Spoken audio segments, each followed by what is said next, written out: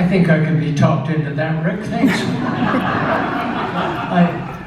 48 years with Gordon Lightfoot, you get a story or two. So, one of my favorite stories. Oh, and by the way, folks, this is really a special night. Thank you for joining us here tonight. It's our first gig of 2025.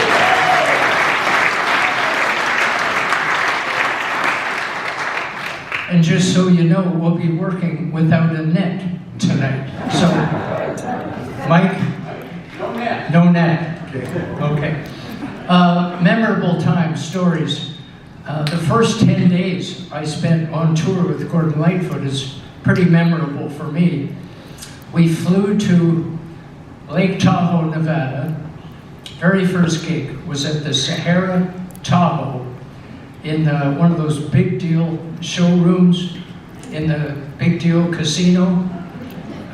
Very exciting, and there are quite a few stories that could go with that event. We played 14 shows in 7 days, and it was the first time I'd ever played with Gord. And as Rick mentioned, it's the first time Gord had ever played with a drummer, so it was exciting and interesting. We took a travel day after that and flew to California. Specifically, we went to the NBC studios in Burbank. We were all set to tape, live to tape, a concert show, a very popular concert show there called The Midnight Special. Anybody remember The Midnight Special? Yeah. So we got there, there's this great big room, just a flurry of activity with cameramen, audio people, lighting people, the director, producer, NBC executives. There's just a beehive of activity. And it was really exciting. I mean, it was still basically my first week with Gord Lightfoot. So here we were. The host was Helen Reddy. Over on the other stage, there were 2 stages. On the other stage was Bo Diddley.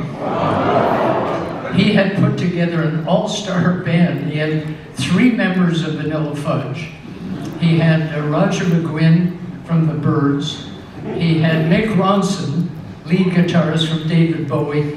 It was just a wall of sound, and of course they played Bo Diddley, right?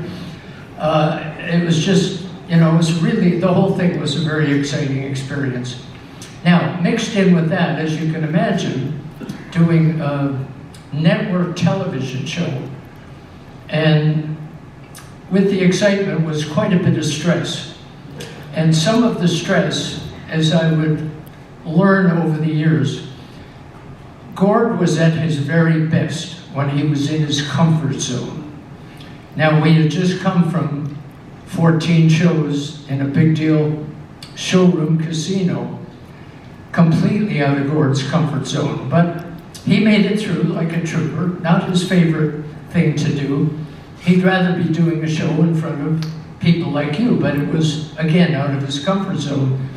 And television, I don't know if you folks know too much about television, but you have almost no control over anything, and Gord was in his comfort zone when he had control. And so I think it was fair to say he was a little bit angry that day, and he was quite a bit grumpy that day.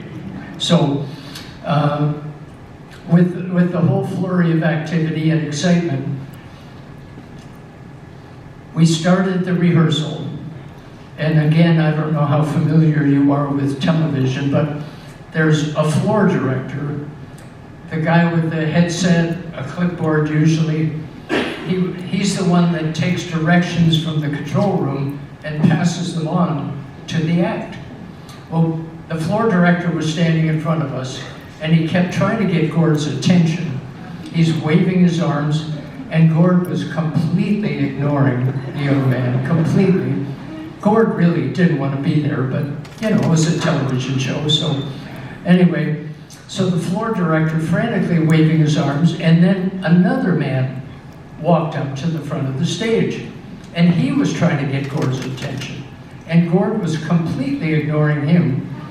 Brown hair, bangs, glasses, familiar face. And all I could think of was, is that Kreskin? And I thought, no, it's not Kreskin. Anyway, losing his patience at exactly the wrong moment, the man reached up and grabbed Gord's pant leg to get his attention. And Gord looked down and said, "For God's sakes, I'm busy. I'll talk to you in a minute, John." It was John Denver. So we rehearsed, we did the rehearsal, and Gord and Warner Brothers had picked 6 songs for us to do. And they were the 6 songs from our newly recorded Summertime Dream album, the 6 songs that they thought were most likely to be a hit record. That it was Race Among the Ruins, I'm Not Supposed to Care. Anyway, not amongst the 6 was the 6.5-minute song about the shipwreck, because it had no chance to be a hit record.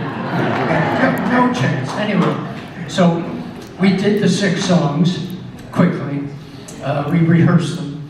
And then later, the crowd came in. We were on stage, ready to do the 6. The floor director again said to Gordon, "Play a little bit, Gordon. You and the band play for a few seconds so we can get a sound level on you." And Gord looked down at the floor director again and said, "You best fire up the bubble machine, because we ain't stopping."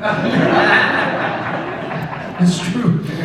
And so we started, we played Race Among the Ruins. We got about 30 seconds into it. The floor director is waving his arms in front of Gord. Gord just stared him down and didn't stop. We finished the 6 songs, and just exactly what Gord wanted. We did the show and got the hell out of there. So that was my first 10-day experience with Gordon Lightfoot.